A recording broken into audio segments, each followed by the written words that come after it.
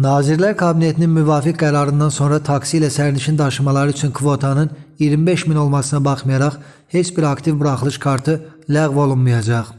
Doğru Xəbər Azərbaycan bildirir ki, bu haqda Azərbaycan Yerüstü Nəqliyyat Agentliyi məlumat yayıb. Bildirilir ki, hazırda taksi fəaliyyəti üçün 35.000 aktiv buraxılış kartı mövcuddur. Buraxılış kartı yalnız qanunvericiliklə müəyyən edilmiş hallarda ləğv oluna bilər. Qeyd edək ki, limit sürücülərin yox, nəqliyyat vasitələrinin sayına tətbiq edilir. Hazırda taksi daşımalarında sürücüyə kifayət qədər tələbat mövcuddur. Təlim və hazırlıq işləri davam etdirilir.